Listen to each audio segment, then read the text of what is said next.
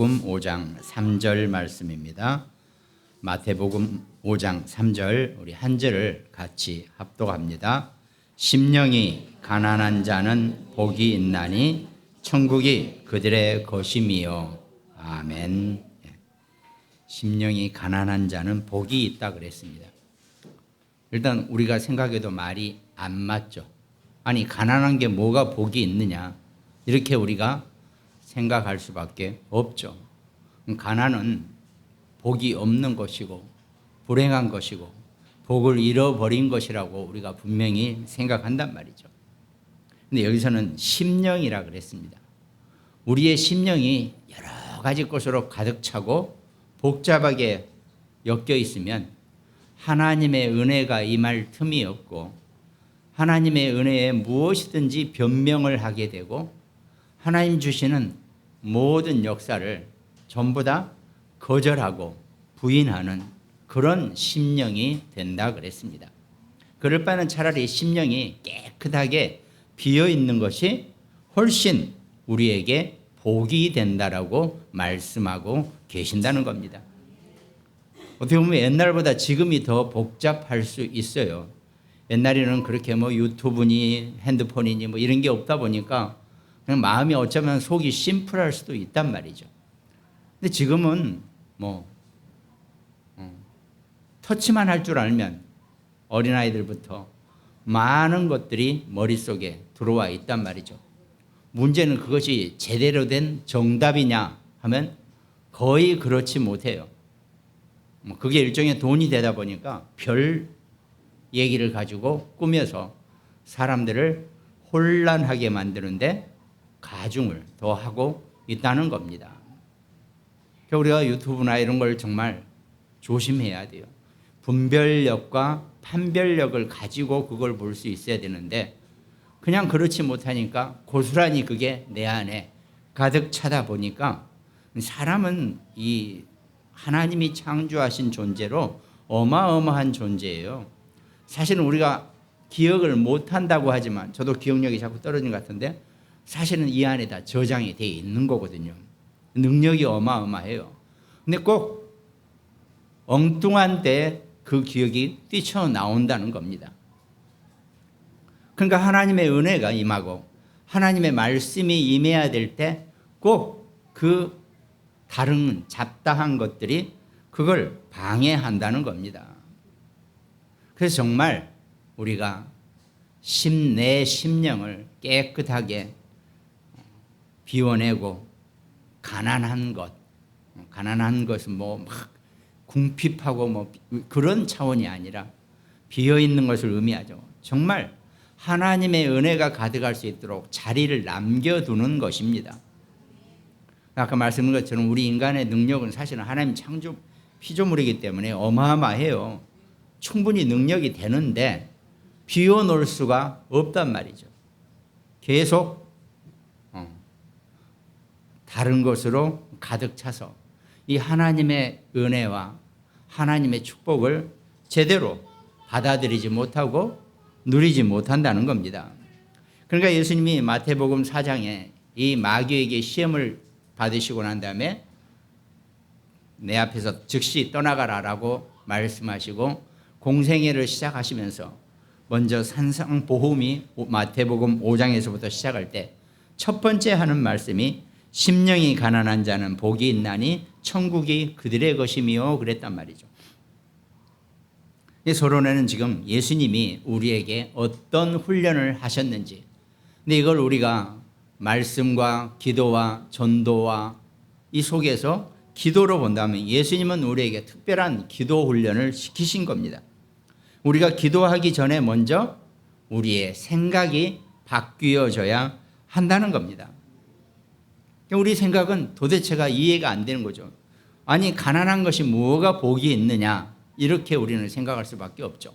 많이 있어야지 내 심령도 가진 것 주머니도 뭔가 가득 차야지 든든하고 뭔가 되는 것 같이 우리가 이렇게 훈련 받아놓고 이렇게 익숙해져 있기 때문에 예수님은 일단 그 우리의 생각을 완전히 바꾸어라 라고 말씀하고 계신다는 겁니다.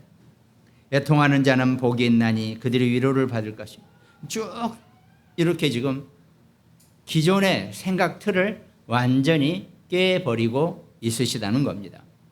그럼 어쩌면 여러분과 제가요, 뭐 많이 배웠던 적게 배웠던 거 상관없이 살면서 세상 것에 내가 받아들인 건 전부 다 하나님의 것하고는 반대가 된다는 것이 오히려 훨씬 더 건질 것이 많다는 겁니다. 나를 부인할 수는 없지만, 나를 부정하고 살 수는 없지만, 어쩌면 내가 생각하고 내가 번쩍번쩍 돌아가는 이 머리가 하나님의 은혜에는 영 아니다라고 생각하면 어쩌면 맞을 수 있다는 거죠. 우린 자꾸 그런 것 때문에 시간이 지체되어지고 하나님의 역사의 그 시간표 속에서 자꾸 뒤처지고 있다는 겁니다. 그러면서 마태복음 5장 뒤쪽에 37절에, 원래 5장 34절에는 도무지 맹세하지 말지니라 그래. 맹세하지 마라 그랬습니다. 아니, 맹세하지 마란 말이 무슨 말, 다른 게 아닙니다. 사람들이 헛된 것으로, 근데 그걸 꼭 하늘에 걸고 맹세하고 자기의 허위와 위선과 이걸 표현하면서 갖다 대기는 하나님의 이름을 빌려서 구구하게, 이런 맹세를 예수님이 하지 말라는 거죠. 그러면서 마태복음 5장 37절에 보니까 오직 너희 말은 옳다 옳다 아니라 아니라 하라. 그러니까 네가 판단하기에 옳은 것은 옳다라고 얘기하고 아닌 것은 아니라고 얘기할 뿐이지, 거기서 넘쳐나는 것은, 거기서 지나는 것은 악으로부터 나느니라 그랬습니다. 예수님이 표현한 이 악이란 것은 뭐 틀림없는 흑암의 사단의 여러분과 저의 생각을 붙잡는 그런 것들이라는 거죠. 안타깝지만 우리 인간은 창세기 3장 사건 이후로 이 사단에게 붙잡혀 있는 그런 존재였다는 겁니다.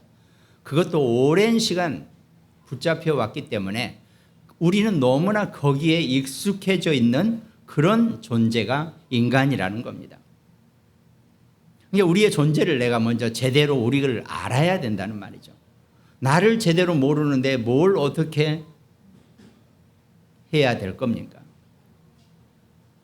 인간은 창세기 3장 사건 이후로 흑암에게 완전히 붙들려 있는 존재라는 겁니다. 그래서 그 문제를 해결하기 위해서 예수님이, 하나님이 사람의 몸을 입고 동정녀 마리아에 의해서 탄생되어서 이 땅에 오셔서 사람이 아니시고 하나님이시라는 증거입니다. 그러면서도 사람의 몸에서 태어났기 때문에 완전한 또 인간이라고 우리가 표현합니다. 그래야지만이 여러분과 저 모든 인간의 죄를 이 한 분이 대신 지실 수 있는 자격을 갖추는 거죠. 하나님이시기 때문에 그 한 몸이 죽으셔서 그전과 지금과 앞으로의 미래에 있는 모든 세대의 인간들의 하나님을 떠난 죄 문제를 대신하실 수 있다는 겁니다. 하나님이시기 때문에, 능력이 되시기 때문에 그게 가능해요. 저만 하더라도 저는 제 죄 하나 감당하기도 힘든 사람이에요. 인간들은 다 마찬가지야. 내가 네 그 대신 해결해 줄게. 어림도 없는 소리 하지 마라 그러세요. 인간은 자기 발등에 불 떨어지면 정말 남이 안 보입니다. 오직 자기 자신만 보이는 것이 인간으로 되어 있어요. 그건 욕할 것도 없어요. 인간이기 때문에. 왜? 창세기 3장에 그 운명과 저주와 재앙과 팔자에서 벗어나지 못한 인간이기 때문에 어쩔 수가 없다는 겁니다. 그래서 그 문제를 해결해 주시기 위해서 하나님이 사람의 몸을 입고 이 땅에 오셔서 그 예수 그리스도가 지금 여러분과 제게 우리의 생각을 먼저 바꾸라고 말씀하고 계신다는 겁니다. 야고보서 5장 12절에 비슷한 얘기가 나오죠. 내 형제들아 무엇보다도 맹세하지 말지니 하늘로나 땅으로나 아무 다른 곳으로도 맹세하지 말고. 사람들이 막 하늘을 걸고 맹세하고 뭘 지 것도 아니니까 뭐 땅을 걸고 맹세하고 자기 것도 아니에요. 두 발 딛고 사는 땅이 자기 인간의 다거든요. 근데 그걸 걸고 맹세한다는 거죠. 오직 너희가 그렇다고 생각하는 것은 그렇다 하고 아니라고 생각하는 것은 아니라 하여 정죄받음을 면하라 그랬습니다. 이 말씀은 참 많이 생각해 봐야지 우리도 저도 해답을 얻을 수 있는 그런 말씀의 내용들입니다. 실제로 우리가 그냥 넘어가서 그렇지 이걸 정말 제대로 왜 무엇 때문에 하나님이 이런 말씀을 우리에게 주셨는지를 찾으려면 저도 다 못해요. 그렇지만 액면적으로 헛맹세, 허위 맹세를 하지 말라는 겁니다. 그런데 유대인들의 어떤 가식성을 얘기하는 거겠죠. 옳은 것은 옳다 하고 아닌 것은 아니라 하라. 이걸 넘쳐나면 그건 그때부터는 악에게 조종받게 된다는 거다. 이렇게 지금 말씀하고 계신다는 겁니다. 그러면서 마태복음 6장 1절에 사람에게 보이려고 그들 앞에서 너희 의를 행하지 않도록 주의하라. 그리하지 아니하면 하늘에 계신 너희 아버지께 상을 받지 못하느니라 그랬습니다. 여러분과 저는 사람들 앞에 서는 사람들이 아니고 하나님 앞에 서는 사람이 되어져야 한다는 겁니다. 세상의 상을 원하는 것보다는 하나님 아버지의 상을 받는 것이 훨씬 안전하고 우리를 더 평온하게 해 줄 수 있다는 겁니다. 그래서 마태복음 6장 9절에 그러므로 너희는 이렇게 기도하라. 하늘에 계신 우리 아버지여 이름이 거룩히 여김을 받으시오며. 여러분과 제가 살아가고 하는 모든 것은 하나님 아버지의 이름을 거룩히 여기는 그런 행동들입니다. 내가 하는 모든 하나님 앞에서의 고백, 말씀 전부 다 아버지의 이름이 거룩히 여김을 받게 하는 그런 우리의 행동이 된다는 거죠. 그러면서 마태복음 7장 1절에 예수님이 계속 우리의 생각을 바꾸라고 말씀하고 계시죠. 비판을 받지 아니하려거든 비판하지 말라 그랬습니다. 인간은요 누구한테도 비판할 자격이 없어요. 인간 자체가. 그런데 꼭 우리는 너무 즐겁고 고소하죠. 비판하는 것이. 남 얘기하고 다른 사람 얘기하는 것이 어쩌면 그렇게 즐겁고 꿀처럼 달단 말이죠. 예수님이 그걸 아시고 비판받지 말라면 너부터 비판하지 말라 그랬습니다. 그 목사님들하고 같이 가끔 대화를 하는데 목사님들이니까 서로 하나님의 말씀을 가지고 서로 내가 옳다, 네가 틀리다, 내가 옳다 서로 이런 얘기를 많이 가끔 하세요. 그러면 신학은 어떤 선만 있을 뿐이지 정론은 없습니다. 사실은. 누구도 인간의 머리에서는 하나님의 이 말씀을 정론으로 내놓기는 불가능하다고 저는 감히 얘기합니다. 그 대신 서로 간에 반론만 있을 뿐이에요. 그러면 충분히 너는 그렇게 생각하는구나. 그걸 인정하고 받아들여주는 자세가 필요한데 어떻습니까? 내 것만 맞고 너가 그렇게 한 거 틀리고 늘 이런 조금 무지막지한 그런 사람들이 많이 있다는 겁니다. 그러니까 이단들은 아예 확실하게 자기네 얘기만 맞다고 성경에 있는 모든 내용을 다 교묘하게 인용을 해가지고 자기들의 주장, 교리만 옳다고 계속 반박하는 것이 이단이 된다는 겁니다. 그러니까 상대방의 그 반론도 함께 인정할 줄 알고 사는 것이 인간 세상에 정말 중요한 우리의 내용이란 말이죠. 하다못해 1 더하기 1은 2라고 우리가 알고 있죠. 이것도 사실은 100%는 아니잖아요. 그렇잖아요. 살면서. 1 더하기 1은 물 한 컵과 물 한 컵 섞어보세요. 다시 한 컵이 돼버리잖아요. 1 더하기 1은 1이죠. 뭐가 2입니까? 이런 식이. 이게 그러니까요. 물질계나 이런 데서 보면은 우리는 약속이지. 1 더하기 1은 2다. 이게 약속이지. 이게 100% 진리는 될 수 없다는 겁니다. 우리 아이들이 시험 보고 학교 가고 또 공부를 많이 해야 되기 때문에 이렇게 규칙을 배우는 것 뿐이지 어떤 것도 정론이 될 수는 없다는 겁니다. 그러니까 이런 지혜 있는 자가 되어야 되는 거죠. 규칙도 알면서 또 하나님의 그 섭리 이것까지 동시에 알 수 있고 그걸 누리는 것. 그게 우리가 여러분과 제가 신앙생활을 오래 하고 하나님의 말씀 속에 있으면 인간 세상의 규칙과 규약과 약속과 하나님의 것을 동시에 볼 수 있는 그런 지혜자가 되어져야 한다는 겁니다.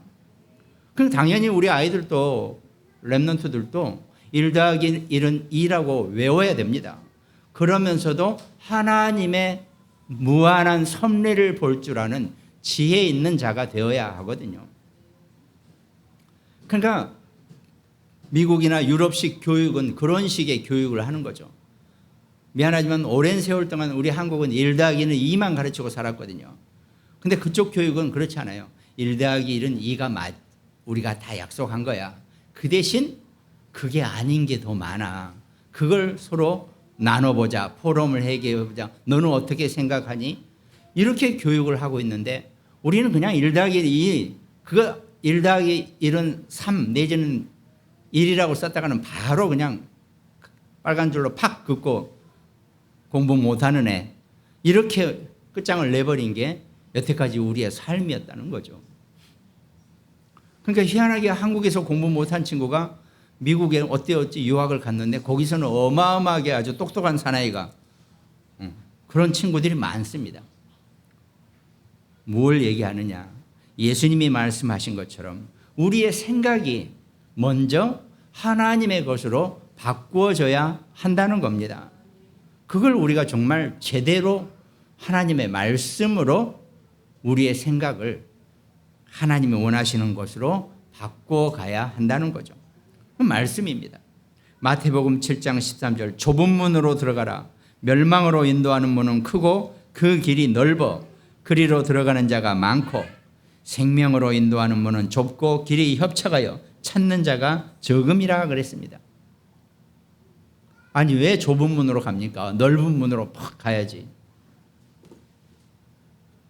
그렇다고 해서 맨 좁은 문만 찾아다녀라? 그것도 아니죠. 영과 육의 지혜를 동시에 갖출 수 있어야 한다는 것을 말씀하고 계신다는 겁니다. 근데 우리는 늘 인간 세상에서는 육신의 눈에 보이는 것만 가르쳐 놨기 때문에 우리의 생각이 거기에 굳어져 있다는 거죠. 그 생각을 바꿔내라는 겁니다. 그리고 또 하나는 우리의 동기를 바꾸라 그랬죠. 마태복음 10장 14절에 누구든지 너희를 영접하지도 아니하고 너희 말을 듣지도 아니하거든 그 집이나 성에서 나가 너희 발의 먼지를 떨어버리라 그랬습니다. 어떤 동기도 버려버리라는 거죠. 그 사람들이 내 말을 듣지 않았죠. 나를 영접하지도 않았죠. 그 사람들하고 내가 감정 가질 필요도 없고 분할 이유도 없고 그냥 편하게 정리를 털어버리라는 겁니다. 그것이 우리가 동기가 바꿔져야 되는 거죠. 저 사람들은 나하고 틀리니까 내가 거기에 조금도 감정 가질 이유도 없고 틀린 것도 아니고 다른 것 일반 다른 것일 뿐이기 때문에 내 동기를 바꿔내라는 겁니다. 수고하고 무거운 짐진 자들아 다 내게로 오라. 내가 너희를 쉬게 하리라. 우리가 인생을 살아가면서 육신의 인생들이 수고하고 무거운 짐을 진 자들이라는 겁니다. 그거를 열심히 수고하고 무거운 짐이란 것은 내 동기 때문에 생겨난 내 수고하고 무거운 짐입니다. 지금 내가 동기가 있기 때문에 보이지 않는 어마어마한 짐을 내가 지고 산다는 겁니다. 그걸 전부 다 하나님 앞에 말씀으로 해답을 얻고 말씀으로 해결할 수 있는 그런 전도자로 하나님의 자녀로 내게 오라는 겁니다. 내가 너희를 쉬게 하리라 그랬습니다. 그러면서 예수님이 마지막에 강단에 부활 메시지를 주셨죠. 그 전에 먼저 갈보리 산에서 요한복음 19장 30절 예수께서 다 이루었다 하셨다 그랬습니다. 다 이루었다 그랬습니다. 예수님이 오셔서 하실 일을 다 끝내셨다는 거죠. 예수님이 이 땅에 오셔서 하실 일은 뭡니까? 인간의 죄를 대신하는 겁니다. 인간의 죄 문제를 그분이 다 해결해 버리신다는 겁니다. 왜? 하나님이시기 때문에 가능하다는 겁니다. 인간은 절대로 다른 사람의 죄를 대신 해결할 수 없어요. 덮어쓸 수도 없어요. 그거는. 인간은 자기 죄 문제 때문에 남을 돌볼 그런 여유가 있는 존재가 아니라는 겁니다. 예수님은 하나님이시기 때문에 십자가에서 못 박혀 죽으실 때 모든 인간의 죄 문제를 완전하고 단번에 해결하신 줄 믿으시기 바랍니다. 여러분과 제가 분명히 예수 그리스도를 영접하고 하나님의 자녀가 됐기 때문에 우리는 충분히 그 예수님이 다 이루었다라고 하시는 그 말씀의 수혜자가 될 수 있다는 겁니다. 우리는 전부 다 그 영향권에 있고 우리는 전부 다 예수님을 마음속으로 영접하고 하나님의 자녀가 되는 순간 우리는 완전하게 하나님을 떠난 운명과 저주와 재앙과 팔자의 죄 문제에서 완전하게 해결받았다는 겁니다. 거기서부터 우리의 모든 복음이 시작되어야 한다는 겁니다. 그러면서 사도행전 1장 3절에 40일 동안 그들에게 보이시며 하나님 나라의 일을 말씀하셨다 그랬습니다. 예수님이 제자들에게 부활하시고 감람원으로 다 모이게 해서 하시는 말씀이 하나님 나라의 일을 말씀하셨다 그랬습니다. 자, 하나님의 나라에서는 이런 일이 있고 너희는 이런 일을 가지고 땅끝까지 어떻게 내 증인이 되어야 한다라고 가르쳤단 말이죠. 여러분과 제가 구원받고 하나님의 자녀가 되고 난 다음에는 우리의 다음 목표는 땅끝입니다. 땅끝까지 이 언약을 증거하고 전달하는데 내 자신은 만약에 내가 내 당대에 못하면 나는 우리 자녀들의 발판이 되어져야 하는 거고 우리 후대가 그 땅끝까지의 증인의 삶을 살 수 있도록 나는 발판이 되어주면 된다는 겁니다. 이게 꼭 내가 내 살아있는 동안에 땅끝을 보겠다라고 하면 거룩한 그 동기도 감사하죠. 그렇지만 우리는 수명이 짧아요. 안 됩니다. 그럼 내가 안 되면은 내가 그 발판이 되어지는 것, 그게 여러분과 저의 신앙생활의 모습이 되어져야 한다는 겁니다. 그러면서 마가다락방 오순절 이미 이름에 사도행전 2장 1절부터 성령의 충만함을 받게 되는 겁니다.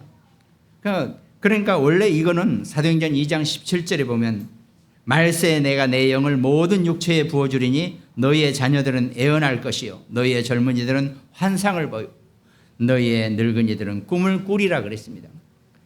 말세에 여러분과 저는 이 성령의 충만한 은혜 속에 살게 되어 있다는 겁니다.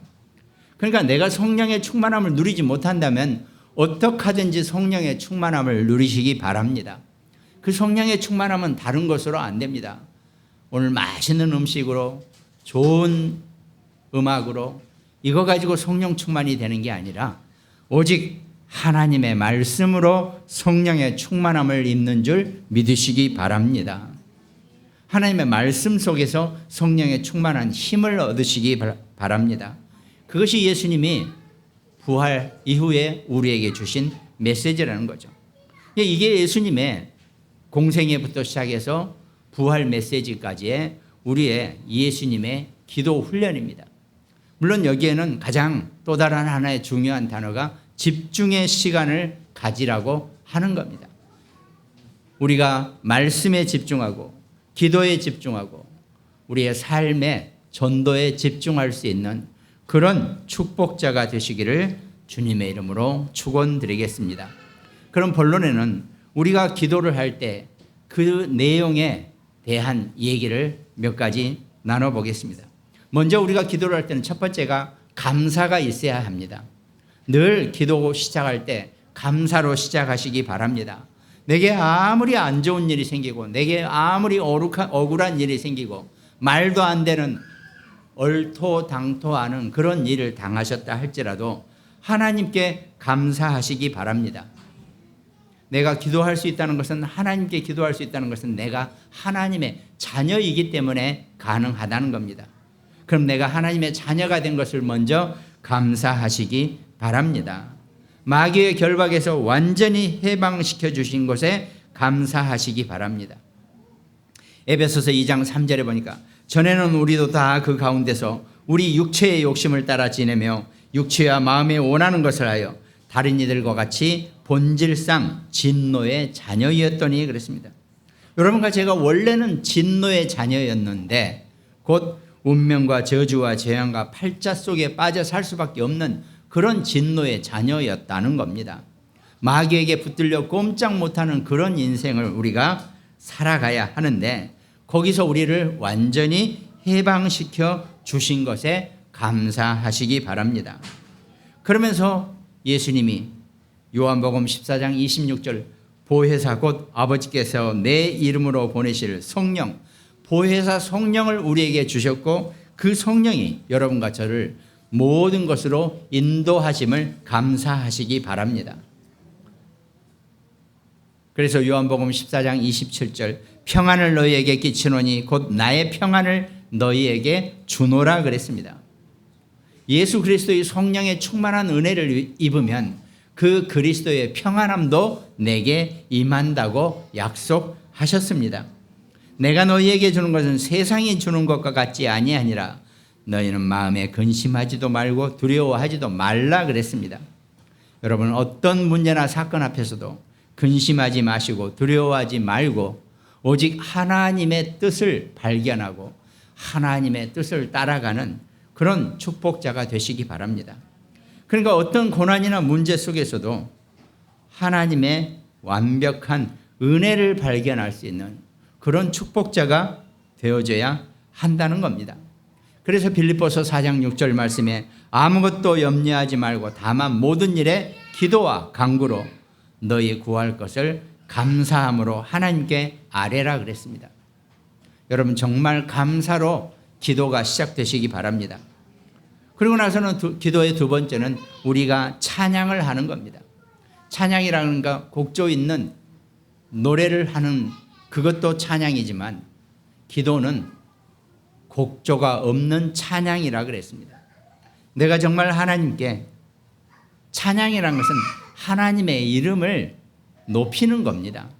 내가 기도할 때 감사하고 그 다음에는 하나님을 높이는 찬양의 말씀, 찬양의 내용을 기도하시기 바랍니다. 시편 100편 4절에 보니까 감사함으로 그의 문에 들어가며 찬송함으로 그의 궁정에 들어가서 그에게 감사하며 그의 이름을 송축할지어다 그랬습니다. 시편 마지막 150편 6절 호흡이 있는 자마다 여호와를 찬양할지어다 할렐루야 그랬습니다.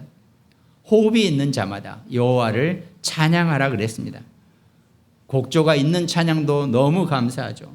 그러나 우리 기도할 때는 곡조가 없는 찬양으로 하나님께 영광을 올리시기 바랍니다. 그리고 나서는 우리의 기도 제목이 있죠. 우리가 기도하고 간구합니다. 근데 우리가 기도 제목을 가지고 기도하고 우리가 간구하는 그 내용들이 우리가 반드시 확신이 있어야 돼요. 내가 지금 하는 이 기도의 모든 내용은 하나님께서 확실히 들어주신다라고 하는 확신을 가지고 기도하시기 바랍니다. 이 기도는 해놓고 내가 전혀 이게 확신이 없으면 사실 하나님이 서운해하세요.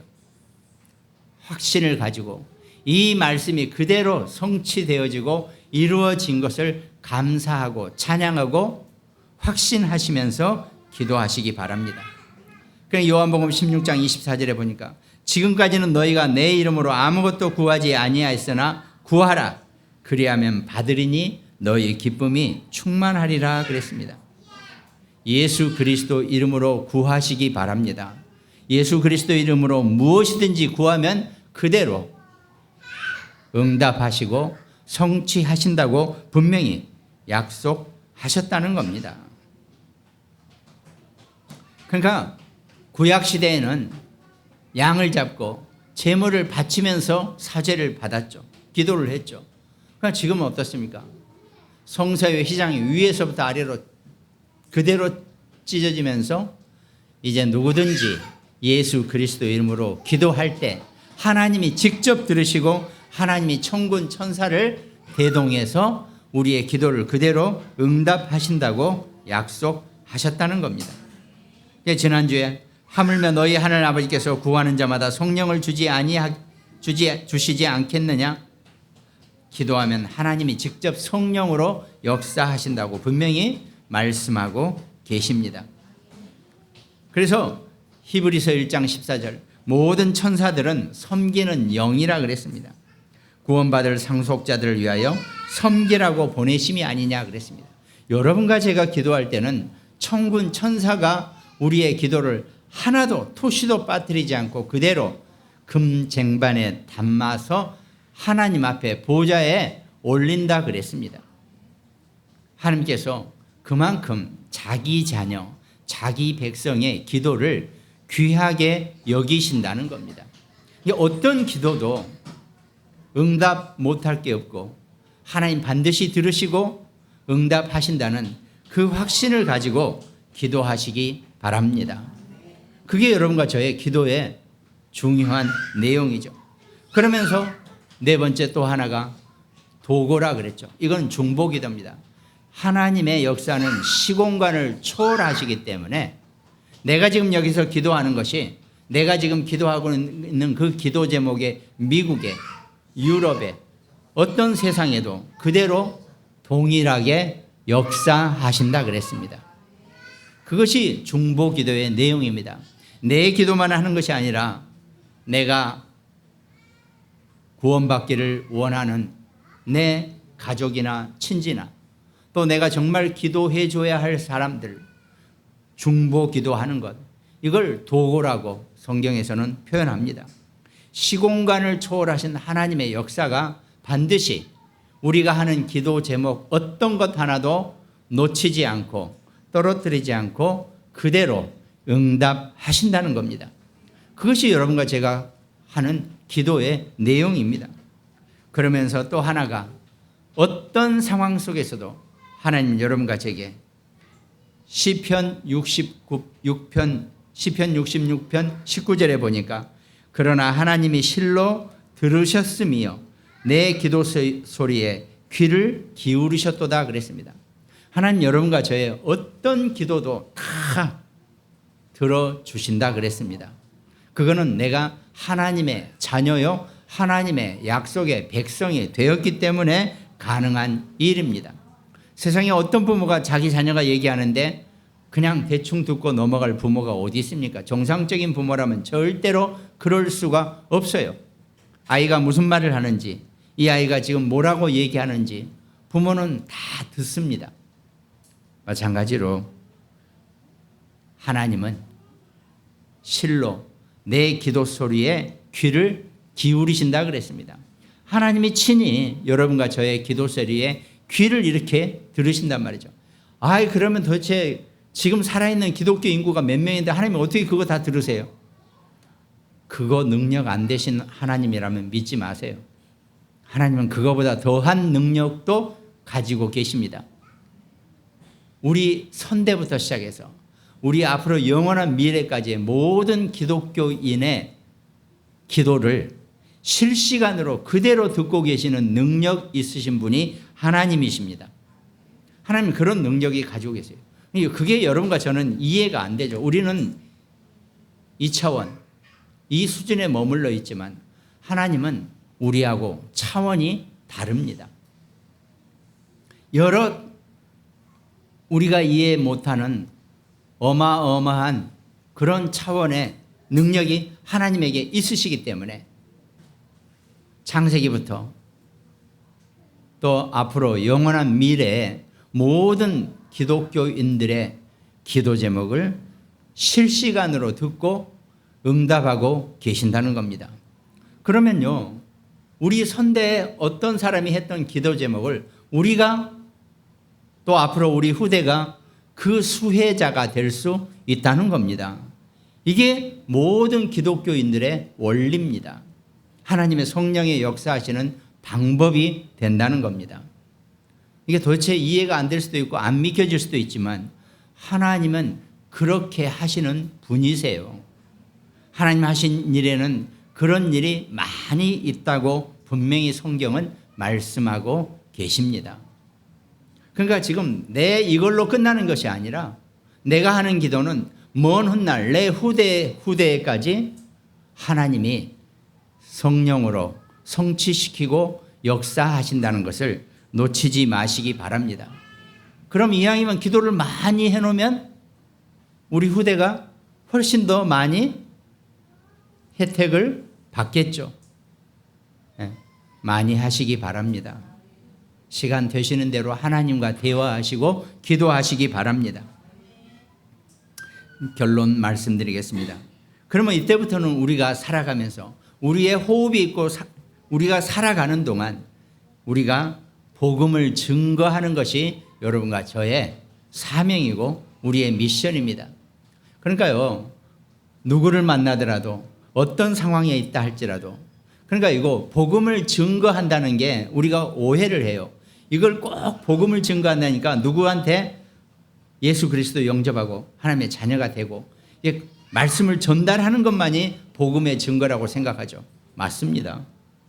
그런데 복음을 증거하는 것은 내게 닥쳐오는 어떤 문제나 사건, 세상에 있는 어떤 문제나 사건을 내가 복음으로 해석하는 것도 복음을 증거하는 것입니다. 그 원리 속에 내가 살아가야 한다는 겁니다. 내게 닥쳐오는 무슨 일이든지 작은 일이든지 큰 일이든지 이게 전부 다 하나님의 복음으로 비추어서 해석하시고 응답을 얻으시기 바랍니다. 그것이 하나님이 여러분과 저에게 행하신 복음의 증거의 방법입니다. 그러니까 우리가 하나님께 사도행전 1장 3절에 하나님 나라의 일을 말씀하셨다 그랬는데 우리는 그 하나님 나라의 일을 땅끝까지 증거하고 전달하는 것이 우리의 복음의 증거라는 거죠. 그럼 내게 닥쳐오는 어떤 문제, 저 사람에게 닥쳐오는 어떤 사건, 그것도 다 내가 복음으로 해석할 수 있고 복음으로 증거할 수 있어야 한다는 겁니다. 그럼 우리의 하나 남은 결론 중에 결론은 뭡니까? 무엇이든지 예수 그리스도의 이름으로 행하시기 바랍니다. 예수 그리스도 이름으로 기도하고 예수 그리스도 이름으로 선포하고 내 인생을 예수 그리스도 이름으로 살아가게 하는 것, 그게 여러분과 저의 결론 중에 결론이 된다는 겁니다. 왜? 빌립보서 3장 21절에서 바울이 그렇게 얘기했죠. 만물을 복종케 하는 이름이라 그랬습니다. 어떤 상황에서도 예수 그리스도 이름을 선포하시기 바랍니다. 이걸 내가 꼭 이렇게 해주세요 안 해도 그리스도 이름만 선포하면 만물을 복종하게 하는 그 그리스도가 우리의 기도를 들어주시고 응답하실 것입니다. 여러분과 저는 틀림없는 그런 축복자들이지 뭐 애매해가지고 이거 조금만 더 쓰시죠 이 수준 가지고 하는 그런 축복자가 아니라는 것을 놓치지 마시기 바랍니다. 끝까지 남는 자는 하나님의 영광의 증인으로 주인공으로 사시게 될 줄로 믿습니다. 오늘 말씀 나누는 모든 가정들, 또 굿모닝 병원 현장과 태안의 안지영 집사, 또 광주와 강릉지교회, 또 일본과 미국에서 함께 말씀 나누는 우리 장로님들, 또 여주의 김종봉 권사님까지, 또 우리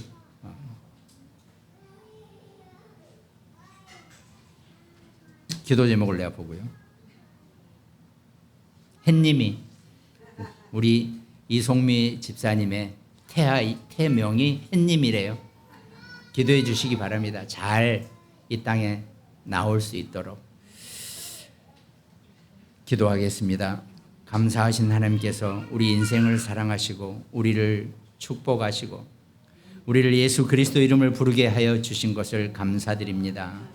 늘 말씀 속에서 하나님 주시는 축복만 발견하고 살아갈 수 있는 최고의 축복자로 남게 되게 하여 주시옵소서. 이 땅의 모든 삶 가운데서 늘 하나님은 남은 자를 남겨놓으셨으니 우리가 곧 남은 자요 우리 자녀 우리 후대가 남은 자로서의 인생을 살 수 있도록 하나님 축복하여 주시옵소서. 감사를 드리옵고 우리를 구원하신 예수 그리스도 이름으로 기도드립니다. 아멘.